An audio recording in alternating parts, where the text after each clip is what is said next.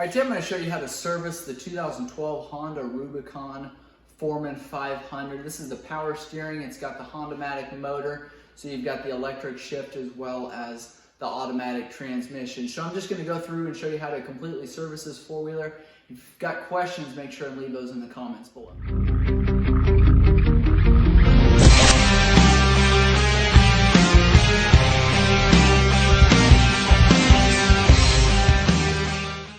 First thing to look at here on the Honda four-wheeler is how to drain the oil. So if you've ran this four-wheeler for a couple minutes, you don't want to make sure that it's not too terrible hot, but you also want to make sure that you have ran it just to get that oil circulated. But underneath here, I've got the skid plate on here for the snow plow, but underneath of here, you're going to find a 17mm drain plug to drain that engine oil. And then up here is going to be your engine oil reservoir drain plug, also going to be a 17mm. And then from the other side there's going to be a 12mm bolt. That's what's going to drain your oil filter there. That's going to be a very large round plug, but you're going to pull that out with a 12mm bolt. That bolt's going to slide out. You're probably going to have some oil drain out, and then you're going to be able to take your fingers, try to get your fingernails between the engine crankcase and that oil drain plug there, and just try to pry that out. Don't use a screwdriver or anything. That you want that to seal up nicely. It's got an O-ring on it, but you don't want there to be any oil leaks there. So once you get all three of those plugs draining there, it's going to take a little bit. It takes about 5.5 quarts, so it's going to take some time for all that to drain. You want to make sure that it drains really well before going back together. As soon as you do that, replace that engine oil filter, put that oil filter back in there, put both of those 17mm plugs back in, and then you're going to remove these two caps here if they haven't been removed already, and you're going to put about 5 quarts in. It takes 5.5. It's completely drained, and your engine oil filter has been replaced. So I like to put a handful of quarts in, maybe 3 or 4 quarts in, and I like to run that four-wheeler for a couple minutes just to circulate that oil through there. If you try to put all 5.5 quarts in right away, you're going to overflow this tank here. There's just too much oil for this tank to hold, I believe. I try not to do that because it makes quite a mess, so I just put 3 or 4 quarts in there, run it to make sure you've got oil running up in through that oil cooler as well as your engine there, and then go ahead and finish putting the rest of the oil in. You've got a water pump back here. Make sure there's no leaks or anything there. Going around to your front here to change your front differential oil. You've got a drain plug on the bottom here. I'll try to get you so you can see that underneath of there.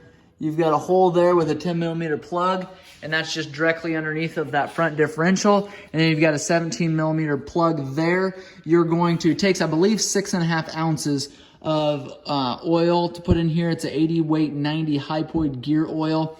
Once you get that oil drained, it's going to take a little bit because it is very thick oil. Put that drain plug back in, remove this cap here, and you're going to fill that up until that oil starts coming out that cap. And that should be, like I said, about 6.5 ounces. It doesn't take very much oil, but as soon as it starts coming out there, you can put that cap back on there, and that is full. Inspect those CV joints. I've done a separate video on replacing those. I've done a separate video on going over most of this four-wheeler, so check that video out if I haven't answered any of your questions on this video.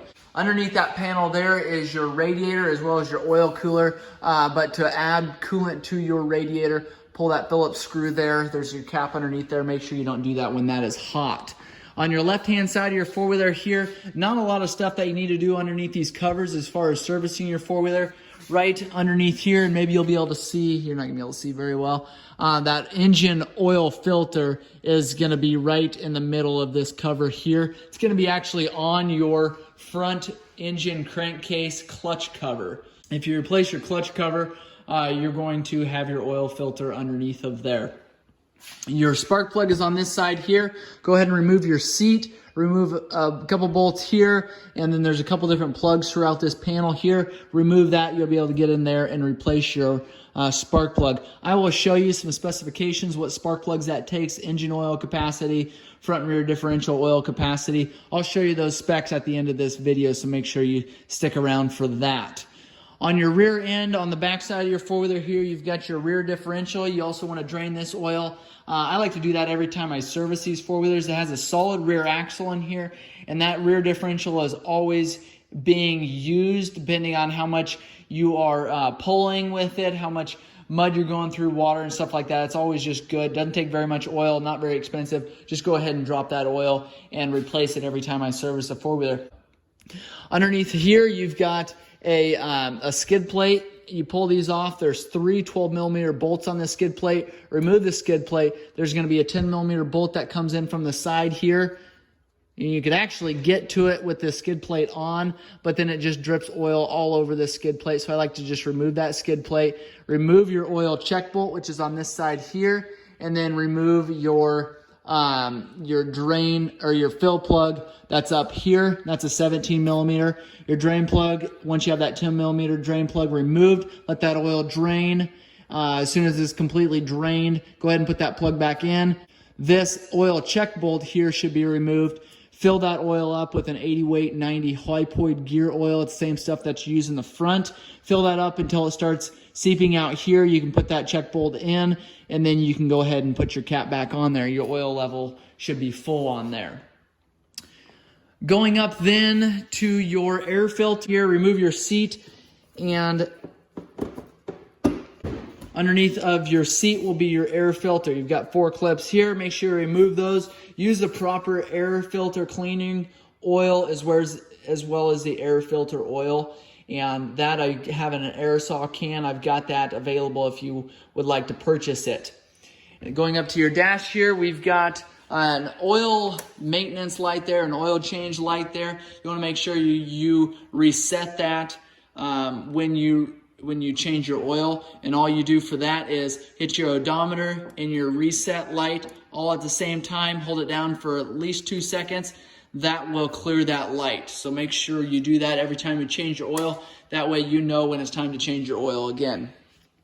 Also, I like to make sure and write those numbers down as well, because if I'm going through and doing some heavy use, I like to keep track of where I'm at. If I'm riding, doing some rough trails, some water stuff, some sand stuff, just really abusing the four-wheeler, I like to change that oil more often. I don't like to base it off of just that light there. All right, I want to show you the specifications here just so you had these available to you.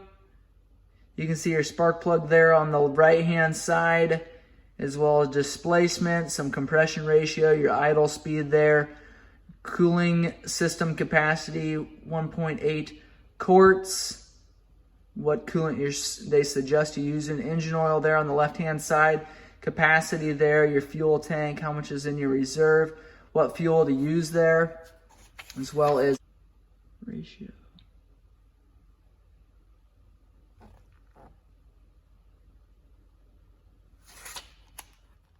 There's your maintenance schedule there.